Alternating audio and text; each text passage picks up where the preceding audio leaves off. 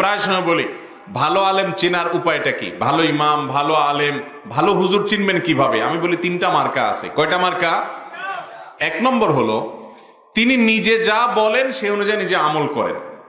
তিনি যা ওয়াজ করেন সেগুলো অনুযায়ী তিনি নিজে আমল করেন। এই মার্কা থাকতে হবে তার মধ্যে, নাহলে তিনি ভালো হুজুর, ভালো আলেম হইতে পারেন না। নাম্বার 2, ফরজ আমলের পাশাপাশি নফল আমলের চেষ্টা তার মধ্যে থাকবে। তিনি ব্যক্তিগত নফল আমল করারও আগ্রহ বোধ তার ভিতরে আছে, আগ্রহ আছে, এরকমটি আপনি আজ করবেন। হয়তো অনেক বেশি পড়তে পারেন না, কিন্তু চেষ্টা আছে।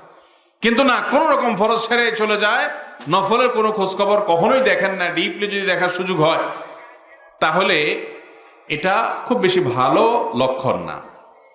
কিন্তু এর চাইতে গুরুত্বপূর্ণ মার্কা যেটা 3 নম্বরের, সেটা হলো দুনিয়ার প্রতি মোহ আছে কিনা এটা দেখবেন। ওয়াজ করে, নসিহত করে, লম্বা লম্বা কথা বলে, সুন্দর সুন্দর কথা বলে, সবই ঠিক আছে, কিন্তু দিন শেষে পয়সা ছাড়া আর কিচ্ছু। এটা অবশ্য সাধারণ মানুষের ক্ষেত্রে একই কথা, যে একজন মানুষ মুত্তাকি পরেজগার, সে কখনো দুনিয়ার মোহে আসক্ত হতে পারে। দুনিয়ার জন্য চেষ্টা করবেন, মেহনত করবেন, হালাল ইনকামের জন্য অবশ্যই পরিশ্রম করবেন, সিরিয়াসনেসের সাথে কাজ করবেন, কিন্তু এর মানে এই না যে দুনিয়ার জন্য আপনি পাগল হয়ে যাবেন। দুনিয়ার কিছু হারিয়ে গেছে, আলহামদুলিল্লাহ, এটার জন্য এত অস্থির হওয়ার কিছু নাই।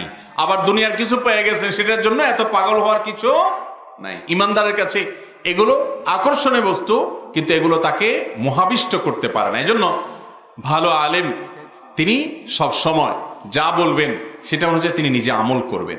ফরজের পাশাপাশি নফল আমল করার চেষ্টা তার ভিতরে আপনি দেখতে পাবেন। এবং সর্বশেষ দুনিয়ার জন্য তিনি চেষ্টা করবেন, ব্যবসা বাণিজ্য করেন, হালাল উপার্জন করবেন, সবই ঠিক আছে, দুনিয়ার জন্য পাগল হয়ে যাবেন না যে পয়সা ছাড়া কিচ্ছু চিনি না। আল্লাহ তাআলা আমাদেরকে, হক্কানি ওলামাদেরকে, কোরআন হাদিসের অনুসারী আলেমদেরকে চেনা এবং তাদের অনুসরণ করার তৌফিক দান করুন।